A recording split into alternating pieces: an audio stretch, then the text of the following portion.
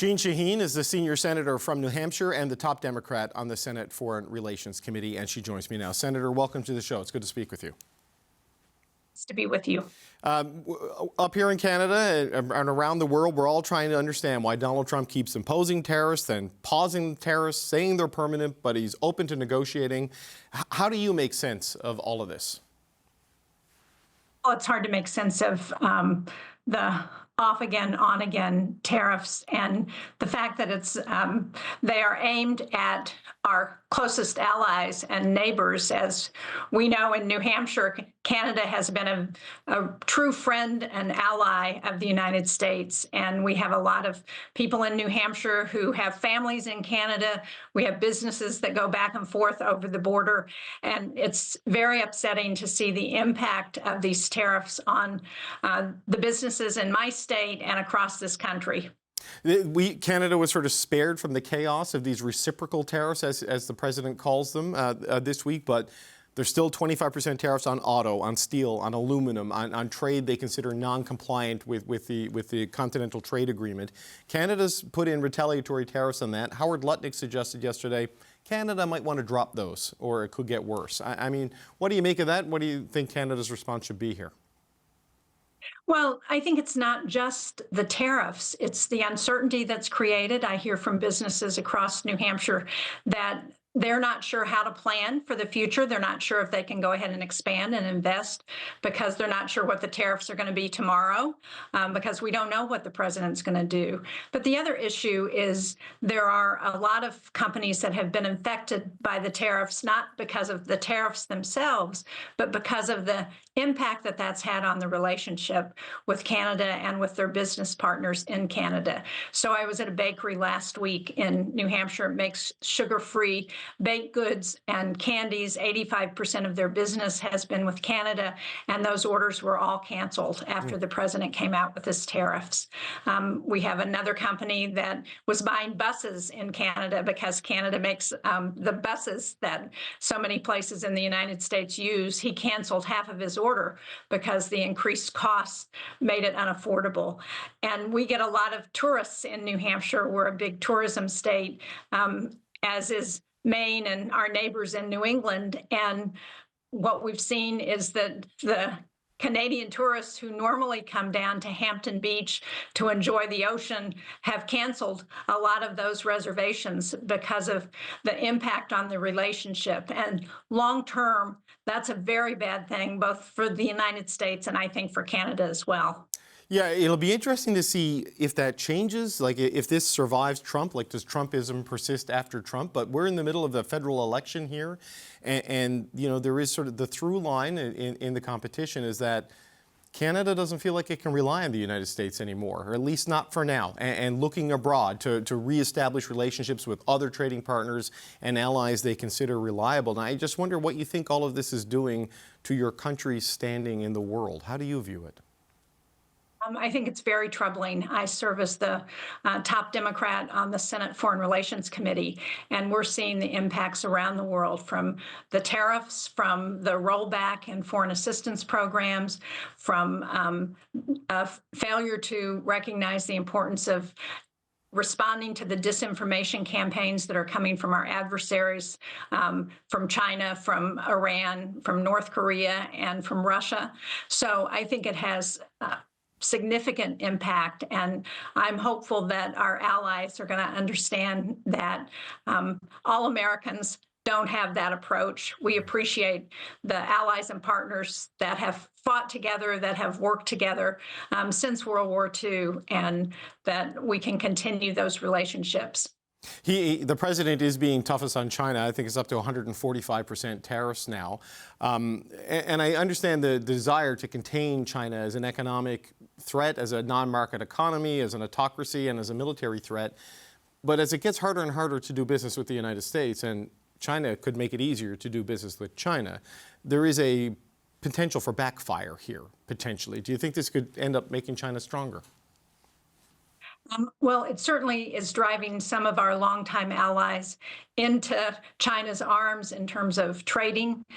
We We have seen that with South Korea and Japan, who have met with China in the last couple of weeks to talk about a trade arrangement. So I do think it creates significant challenges going forward. I wonder, there are attempts at the Senate and in the House to try to rein the president in here, because properly, trade and tariffs belong to Congress, though he's used an executive order to sort of do end runs around everybody. He's threatening to veto it, the president is, should something come to it. There were some senators, Republican, who voted to kind of rebuke the president on this. Do you see with the veto threat and the way the House is captured by Speaker Johnson and the MAGA wing of the party, do you see a legislative option here to rein in the president? I just came from the floor of the Senate where Senator Murkowski, Canada's neighbor to the north in Alaska, was talking about the importance of Congress reestablishing our authority over tariffs. I do think that as people hear from our constituents, that's going to have an impact on how Congress responds. What we're estimating the impact of these tariffs is going to be on the average household in the United States is an additional $3,800 a year that people are going to pay in what is essentially a tax. So this is really the biggest tax increase that we've seen in the United States as the result of these tariffs in decades. And I think people are going to react to that because they're going to see it in the cost of their groceries. They're going to see it in the cost of fuel. They're going to see it reflected in housing costs, in everything they buy at the grocery store. And as much as we all want to rein in the PRC in China and what they're doing across the world, so much of what we buy in the United States and in other parts of the world comes from China that we have to think about how we phase in this dramatic tariff tax on people in a way that doesn't undermine the goal of what we're trying to accomplish in terms of weakening the PRC. Some senior Canadian officials have suggested in conversations I've had with them, Senator, that Donald Trump is a 78-year-old man who can't run again, so he's really got nothing to lose here politically. The pressure point is maybe the midterms. Because the Congress people and senators do want to run again. Is that the timeline before this potentially ends? Do you think he can last that long with the economic uncertainty? Because he seems a little bit unfazed by it, and where he's not running again, the political pain doesn't seem to hurt him. Is it going to take the threat of midterm defeats to get Congress to act? Well, I think it's unfortunate that the president has suggested that he is oblivious to the pain that these tariffs are going to inflict on Americans and on American business. And it's having an impact, as I'm sure you've seen, on markets, as we've looked at the very volatile stock market we've seen both in the United States and in other parts of the world. It's having an impact on our ability to sell our bonds, which the conventional wisdom is that's one of the things that caused the president to delay the tariffs. But it still creates uncertainty. That is bad for the business climate. It's bad for the average family who are going to pay these increased costs. And ultimately, it's bad for the world economy. So I think it's that public reaction, that economic impact, that's ultimately going to influence what the president does. Senator, I know you have to go. I just want to squeeze in one last question if I can. Donald Trump, in the initial tariffs he imposed on Canada and Mexico, he talked about the border and fentanyl and migrants crossing the border, and that was his emergency justifying the tariff action. You've co-written a letter along with a Republican senator looking for further strengthening of your northern border, our southern border.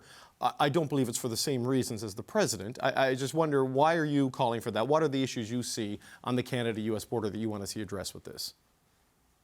What our letter asks for is investment in technology so we can address some of the concerns about fentanyl and other drugs that are crossing the border. And I appreciate that it's crossing not just from Canada into the United States, but from the United States into Canada.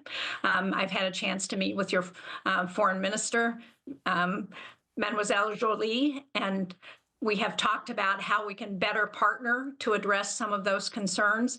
In northern New Hampshire, we have a border station that gets its power from Canada.